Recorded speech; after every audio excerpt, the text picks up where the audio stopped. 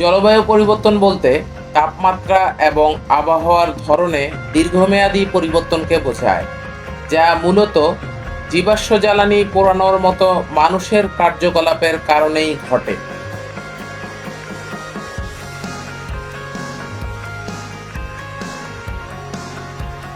Global warming বা বৈশ্বিক উষ্ণতা বলতে মূলত বায়ুমণ্ডলে গ্রিনহাউস গ্যাসের ঘনত্ব বৃদ্ধির কারণে বিশ্বব্যাপী তাপমাত্রা বৃদ্ধিকে বোঝায়। আর জলবায়ু পরিবর্তন হলো দীর্ঘ সময় ধরে জলবায়ুর পরিমাপের ক্রমবর্ধমান পরিবর্তন, যার মধ্যে বৃষ্টিপাত, তাপমাত্রা এবং বাতাসের ধরন অন্তর্ভুক্ত। ক্লাইমেট চেঞ্জের যে কারণগুলো রয়েছে তার মধ্যে বিদ্যুৎ উৎপাদন, পণ্য উৎপাদন, বন কাটা, পরিবহন ব্যবহার, খাদ্য উৎপাদন, ভবনে বিদ্যুৎ সরবরাহ অন্যতম। জীবাশ্ম জ্বালানি পোড়ানোর ফলে বিশ্বব্যাপী গ্রিনহাউস গ্যাস নির্গমনের একটি বড় অংশ ঘটে থাকে। বেশিরভাগ বিদ্যুৎ এখনো কয়লা, তেল বা গ্যাস পোড়ানোর মাধ্যমে উৎপাদিত হয়, যা কার্বন ডাই অক্সাইড এবং নাইট্রাস অক্সাইড উৎপন্ন করে। এই শক্তিশালী গ্রিনহাউস গ্যাসগুলো পৃথিবীকে ঢেকে রাখে এবং সূর্যের তাপ আটকে রাখে।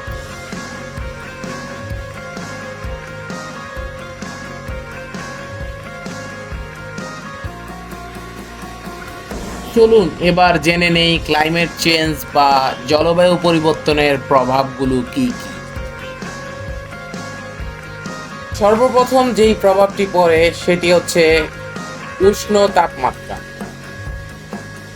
জলবায়ু পরিবর্তনের ফলে সিভিয়ার স্ট্রোম বা তীব্র ঝড় হতে পারে। এছাড়াও কিছু কিছু জায়গায় খরা দেখা দেয়। এই জলবায়ু পরিবর্তনের ফলে সমুদ্রপৃষ্ঠের উচ্চতাও বৃদ্ধি পেতে পারে। এছাড়াও বিভিন্ন প্রজাতির প্রাণী ধ্বংসপ্রাপ্ত হতে পারে।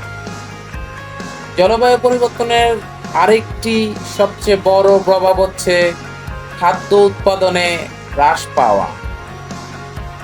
এছাড়াও এটি মানবদেহের স্বাস্থ্যগত সমস্যা নিয়ে আসতে পারে। জলবায়ু পরিবর্তনের সবচেয়ে বড় প্রভাব দারিদ্রতা ও স্থানচ্যুতি।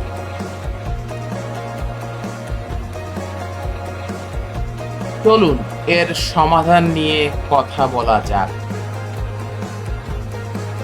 এই জলবায়ু পরিবর্তনের প্রভাব থেকে বাঁচতে হলে মোটা দাগে আমাদের কিছু কাজ করতে হবে। তার মধ্যে আমাদের শক্তি সাশ্রয় করতে হবে, সরল জীবনযাপন অভ্যস্ত হতে হবে, নবায়নযোগ্য শক্তি প্রযুক্তি ব্যবহার করতে হবে, টেকসই পরিবহন ব্যবস্থার প্রণয়ন করতে হবে, প্রকৃতিকে পুনরুদ্ধার করতে হবে, বন ও সমুদ্রকে রক্ষা করতে হবে, হ্রাস, পুনর্ব্যবহার, মেরামত ও পুনর্ব্যবহার চালু করতে হবে।